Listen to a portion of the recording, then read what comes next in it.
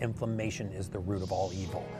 And then behind that, blood sugar is the root of all evil. So if you look at your blood sugar, it didn't really change much, right? Blood sugar went from 85 to 83 on a fasted basis, which is perfectly normal. But what really changed, what's super exciting, is that your insulin level went from almost 12 to just above 4.5. So this means it's taking 1/3 of the insulin to maintain the same level of blood sugar. So normally when glucose enters the blood, we secrete insulin to bring it down. Well, if your insulin continues to rise and your blood sugar doesn't move, this is called insulin resistance. But when you secrete insulin and your blood sugar is very reactive, you're more insulin sensitive. So he's become significantly more insulin sensitive.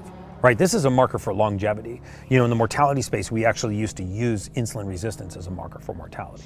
Right, it would apply to what we call all-cause mortality, so it would significantly shorten your life expectancy. So insulin is down and blood sugar is down, so the insulin is now more sensitive. When you start looking at your organ systems, this is where the real magic happens. We look at kidney function by measuring 2 poison levels in the blood: blood urea nitrogen and creatinine. You had very high levels of creatinine. You had elevated levels of blood urea nitrogen, but believe it or not, this marker right here, EGFR, it's your glomerular filtration rate. When organs get inflamed, the filtration rate through that organ slows down. If I can decrease inflammation, I can increase the filtration rate and bring the poison level down. So you are in early stage kidney failure right here, right? So you went from early stage kidney failure to improving your filtration rate by 50 points. When you improve the filtration rate, the poison levels drop. So now inflammation goes down, filtration rate increases, poison levels drop. That's why part of the reason why you're feeling so good. Oh, I feel amazing. Yeah, I mean, tell me about like cognitive function. Do you feel like you're thinking more clearly? Yeah, I mean, every part of my body feels different. It doesn't feel like. You don't wake up sore and achy in the mornings anymore. Yeah, no sore feet and ankles. And actually, we were in, my girlfriend and I were in Boston, and I remember waking up specifically one morning, and I woke up, and usually when I would wake up, you know, I had a pro MMA career as well before this. Oh, I didn't know. Yep. So you're pro MMA and you were pro motocross. Yeah. Dude, that's awesome. Yeah, totally. And awesome. So I beat my body up a lot. Up to this point, and I'm telling you, I woke up in Boston one morning, and I was like, whoa, I hadn't woken up not sore, and this is not an exaggeration, this is honest to God. Dude. I had not woken up not sore, like in 10 years or more. Like, wow. I got used to it. Okay, cool, I'll go take a warm bath. Like, right. You could ask anybody that knows me, or that, you know, I always ask, you know, in a hotel room, I want a bath, I just want something that I can soak in the morning. Right. And now I can wake up in the morning, and I'm not like, you know. Yeah.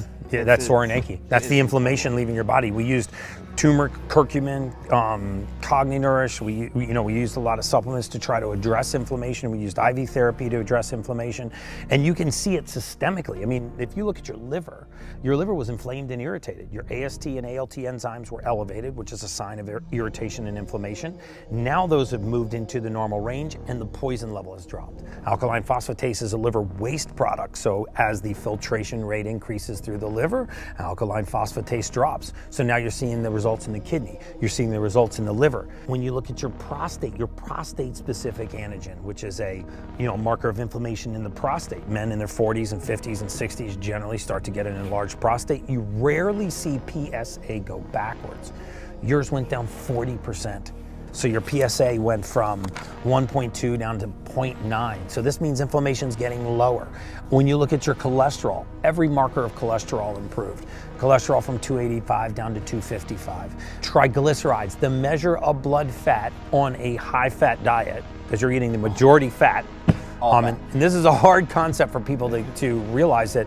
Again, I'm a huge fan of keto. I don't think everybody needs to be on keto, but I very often will use a keto reset diet to reset the blood biomarkers, because when triglycerides are really high, the way to bring blood fat down is actually increase fat in the diet. Yeah, I think that I was really excited to see my blood work, because when you're eating and you're eating like all this goat cheese and all these steaks and all these hamburgers and all these eggs. Yeah. The whole time you're like, I really hope. Yeah, conventional wisdom tells me I'm killing myself. Yeah, I really hope this is going the right way. You know, last time I pulled my blood, I had the same blood fat as a vegan, and I get 75% of my caloric intake from fat.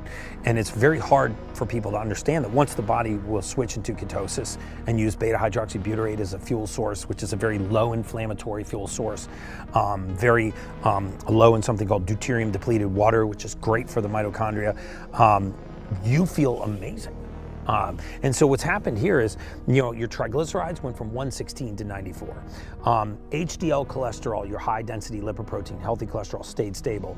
Your VLDL, the very low density lipoprotein, what we call very lethal cholesterol, that went down. The LDL cholesterol went down. So all of these biomarkers are improving as inflammation is falling. When we look at the 3-week average of blood sugar stayed stable, but you're using a third of the insulin to maintain the same blood sugar. That is phenomenal. You also see that PSA went down.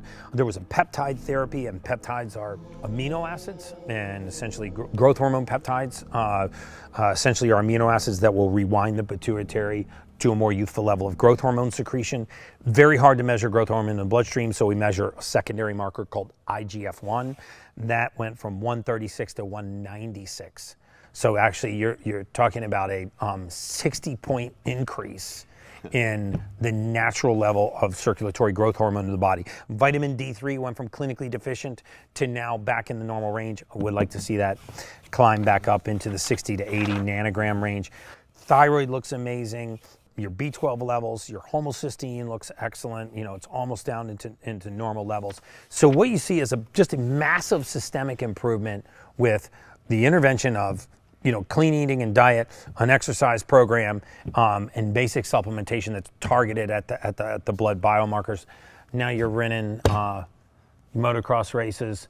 Yep. Might even get back in the octagon. He's in the octagon now. Maybe he's going to restart his career as a pro UFC fighter. Who knows? We get him down to 225. We might. His wife's in the background saying, no, that's not happening. Not happening. I hate you.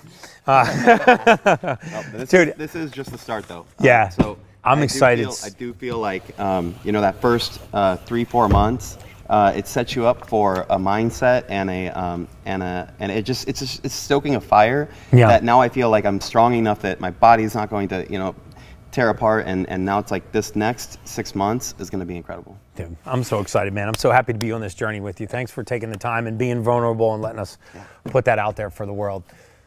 It's just science, guys.